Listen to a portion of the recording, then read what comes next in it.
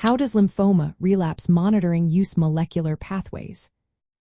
Imagine catching a small spark before it turns into a wildfire. That's the goal of relapse monitoring in lymphoma. When doctors keep an eye on the molecular pathways involved in lymphoma, they can spot signs of the disease returning long before symptoms show up. This approach is especially important in non-Hodgkin lymphoma, where early detection can make a big difference. One of the key tools used is looking for minimal residual disease, or MRD. MRD refers to tiny numbers of cancer cells that might stay in the body after treatment. Detecting these cells requires advanced molecular techniques like next-generation sequencing, which can identify specific genetic markers unique to lymphoma cells. These markers include immunoglobulin gene rearrangements and circulating tumor DNA in the blood. Because these molecular signals reflected the genetic activity of lymphoma cells, they allow doctors to detect residual disease with high sensitivity, often before any clinical symptoms or imaging tests can reveal a problem. Studies show that patients who are MRD negative after treatment tend to have a much lower chance of relapse, while those with MRD positivity are at higher risk, sometimes months before any signs of relapse appear. Molecular pathway analysis takes this a step further by exploring how lymphoma cells survive and grow.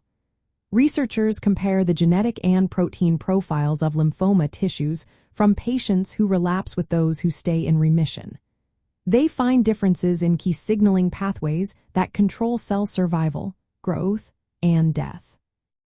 For example, the B-cell receptor signaling pathway, the pi3 degrees Kelvin AKT mTOR pathway, and pathways involving BCL2 proteins are often involved.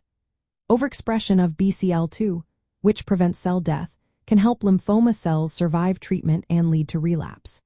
This understanding has led to the development of targeted therapies like BCL2 inhibitors, which aim to block these survival signals and prevent relapse.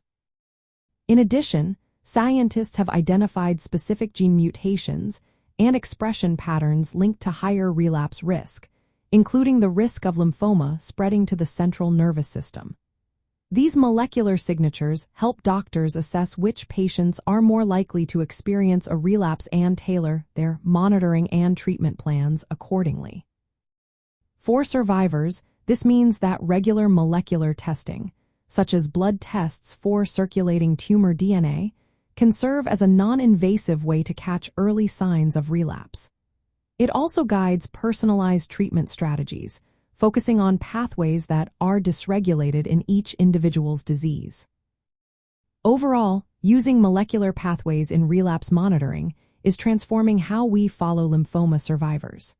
It provides a precise, early warning system and opens the door for targeted therapies that address the specific biology of each patient's disease.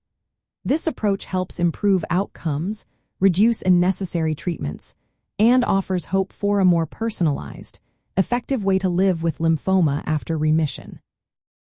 As always, it's essential to work closely with healthcare professionals to interpret these molecular findings and develop the best plan for each person's unique journey.